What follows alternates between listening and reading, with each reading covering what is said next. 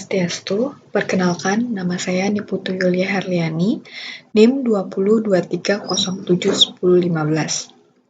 Jadi pada kesempatan kali ini, saya akan membahas dua review jurnal yang telah diberikan oleh dosen saya sebelumnya. Jadi untuk yang pertama, jurnal dengan judul Rekayasa Jamur Berfilamen untuk Konservasi Lignoselulosa yang Efisien. Adapun garis-garis besar yang akan saya bahas, yaitu yang pertama, rekayasa jamur lignoselulotik untuk produksi enzim tingkat tinggi, di mana rekayasa transkripsi gen dan proses sekresi protein telah menjadi strategi utama untuk meningkatkan produksi enzim lignoselulotik dalam jamur. Selain itu, rekayasa morfologi miselium untuk mengurangi viskositas dalam kultur terendam. Dan untuk yang kedua, ini terambil dari Elila dan kawan-kawan 2017, di mana garis besar yang kedua yaitu keuntungan untuk produksi enzim berbiaya rendah. Adapun keuntungannya itu ada 3. Yang pertama, meningkatkan transkripsi gen pengkode enzim lignoselulotik.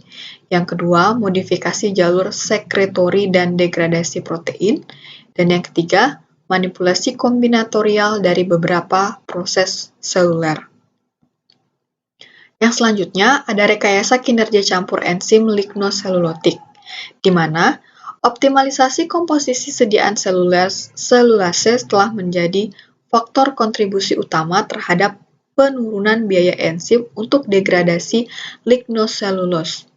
Idealnya, enzim dengan efek penguat pada konversi lignoselulose terus diekspresikan pada tingkat yang sesuai dalam inang jamur berdasarkan studi optimasi in vitro.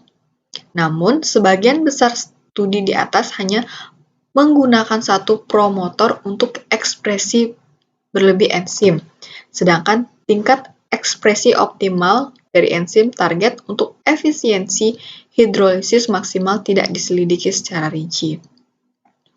Adapun yang selanjutnya yaitu rekayasa jamur lignoselulotik untuk produksi langsung bahan bakar dan bahan kimia curah.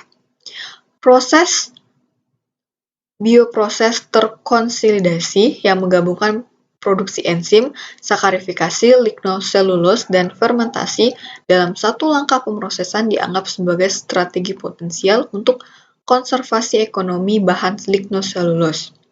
Sementara, tentang ada dalam rekayasa mikroorganisme non-selulotik, misalnya Saccharomyces cerevisiae untuk bioproses terkonsolidasi.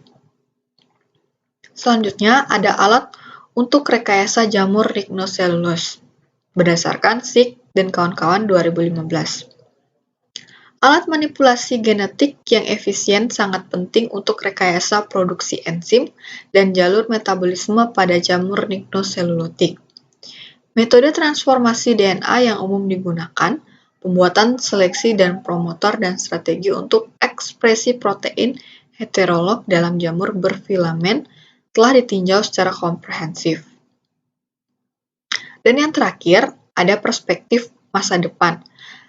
Yang muncul dari perspektif ini ada 3, yaitu pemahaman yang lebih dalam tentang biokonservasi lignoselulosa. Yang kedua, mengisi kesenjangan antara akuisisi pengetahuan dan rekayasa renggangan. Yang ketiga, pemasangan teknik renggangan di dalam desain proses industri.